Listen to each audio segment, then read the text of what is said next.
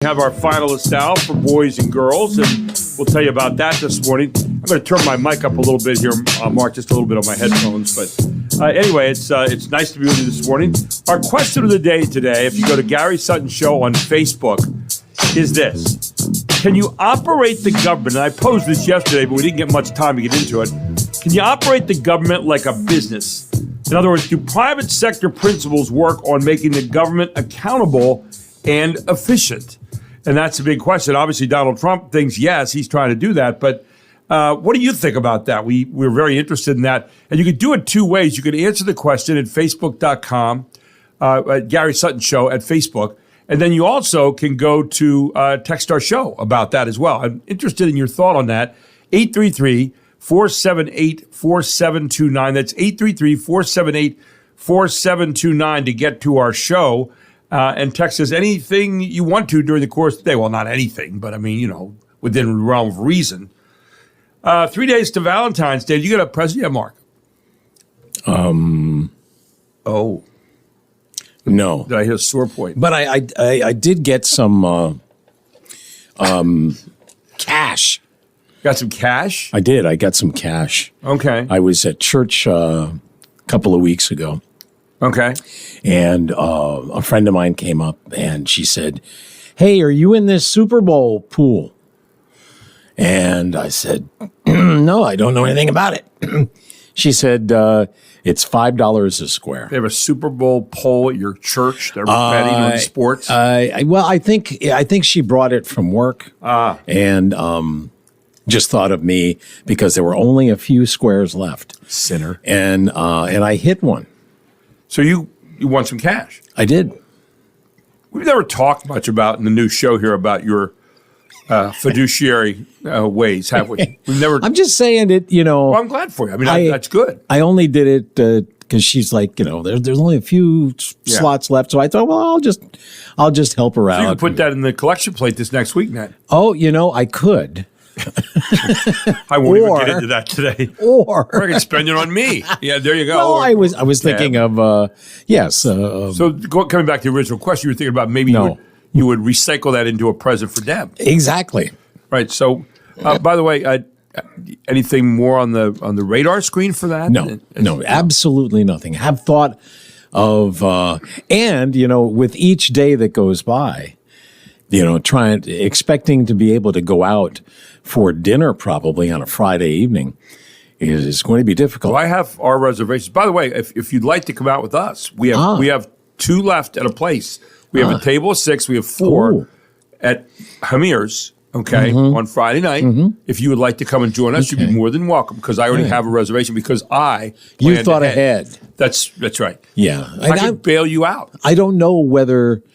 I'm just assuming that the places that a lot of people want to go to are probably filled. Right. So maybe I'm just saying. Linden Diner might be open. I probably could get in there. Well, Linden Diner's nice. How about Round the Clock Diner? Well, you are romantic, aren't you? I mean, just out there on the edge all the time. Well, you don't take them to a diner. No. Well, we could nice splurge. places to go for breakfast. We could splurge. You're going to split? Yeah. Oh, man. What a romantic lug you are, huh? Good. We could splurge. Lord. Do they have filet mignon at Round the Clock? They might, but I'm not sure it's the... I mean, I like I like Round the Clock. Yeah, me too. Yeah. It's one of my favorite. And Linden Diner, too. Sure. Absolutely. Who has, by the way, the greatest chili I've ever had in my life. But... I just don't know if that's that's the wrong way to go. I don't think that's the Valentine's venue Deb was looking for. Okay. She's very classy, and Yes, that's the problem. Now, my wife and I had a little discussion on this the other day. Oh, you did? We did. About me or you? Well, no, about me. Oh, okay, good. I actually got in a little trouble over this. Over my observations the other morning. Well, here you go. And the other morning we were talking, you recall last week, and I was helping you out, like I always am, helping allegedly. Others. That's me, yes. So anyway, at least I'm sticking by that story. So anyway, I said to her, I said, what do you want for Valentine's Day? She goes, nothing. Now, remember what I said last week? I said, if a woman says nothing, don't believe it. It's a lie because they are just. My wife is different. I got to tell you, when my wife hates these 3 words. Are you sure? And I would ask her that sometimes. She would say something and said, "Are you sure?" And then finally, after about the 10th time of doing that on different situations, she said, "You know." She said, "Listen, if I tell you something, that's exactly what I mean." And I still think it's a lie, but no. She said that, and she means it, and she is serious about that. So the other day I said, and I told her about the conversation we had on the show. Yes, and she looked at me and said, "You know me."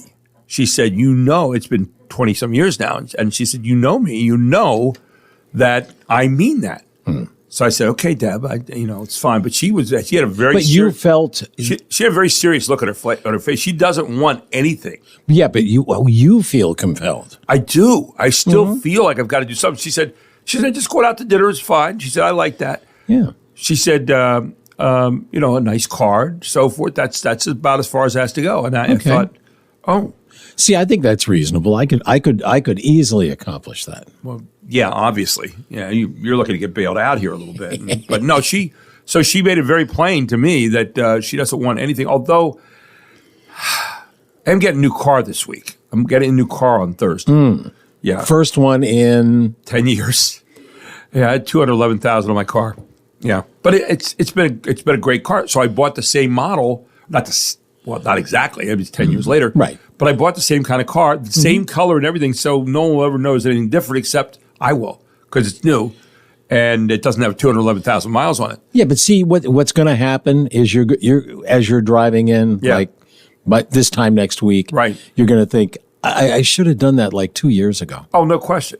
But I tell you what, I really like the car, and it's a Mitsubishi, so it's an Outlander. Heated seats, and I got heated seats. I got the little camera in the rear view mirror, so when I hit something, I can see it. Well, and just be aware. I'm now finding that I'm very dependent on that camera. Is that right? Well, I had some body work done on my car because somebody hit my car. You got hit again this morning, didn't you? And then I hit a deer this morning. Actually, that was a shocker. You're like a menace to the countryside. Apparently, the car. You know what? This it attracts bad things. Here's the thing: I was driving up this hill, right? And there's heavy woods on both sides, small side road. Sure.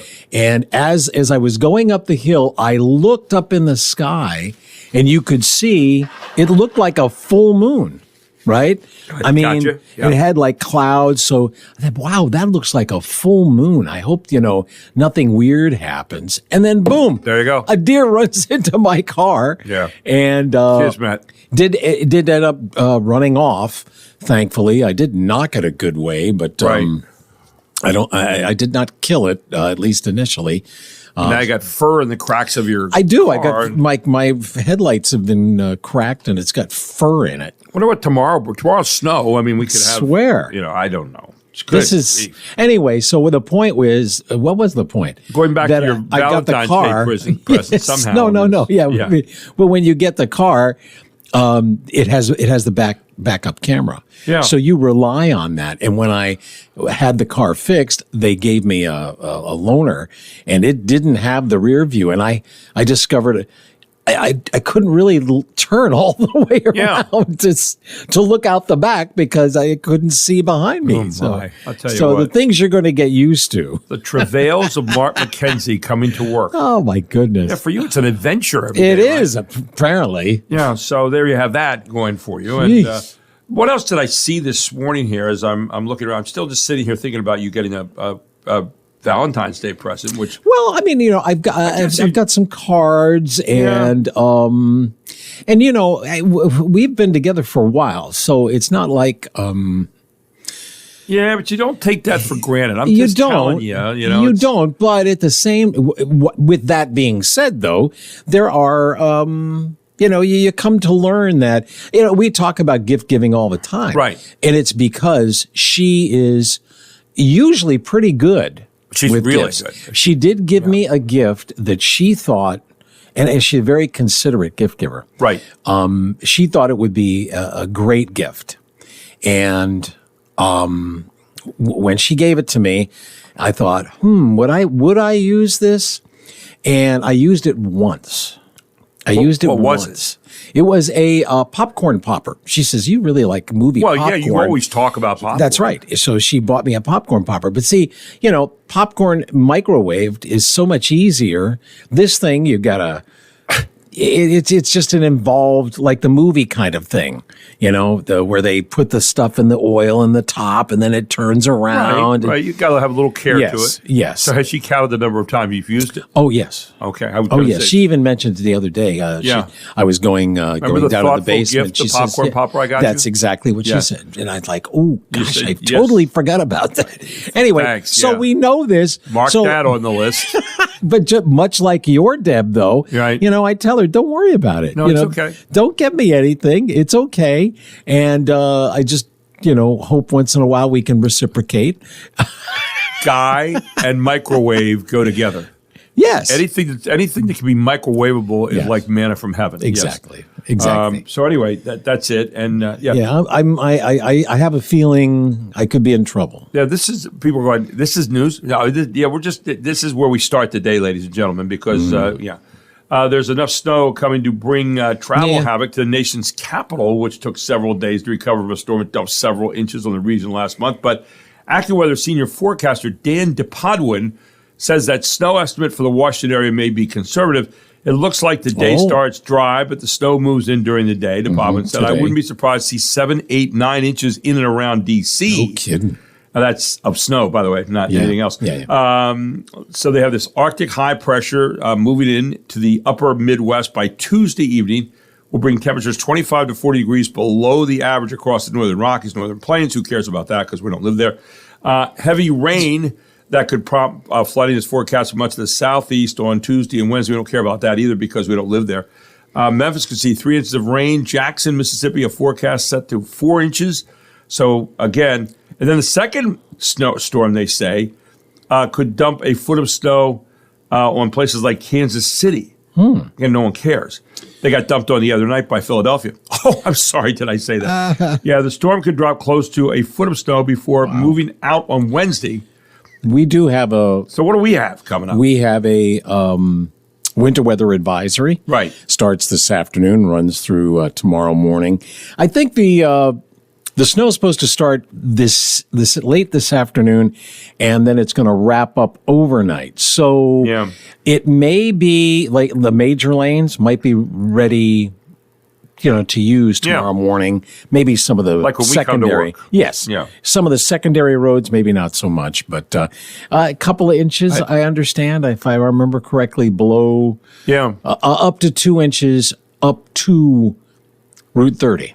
I did see the national weather forecast for Chicago has snow coming Friday night and Saturday. Then a rain and snow mix is forecast for Pittsburgh, Pennsylvania on Saturday, Harrisburg, Binghamton, New York, and Springfield, Massachusetts are among the cities that could be primary targets by the end of the week. It's been an active season compared to other years, but we really haven't had anything that was, insurmountable or anything. Not like the blizzard of 78 or anything. So when we come back, a penny for your thoughts?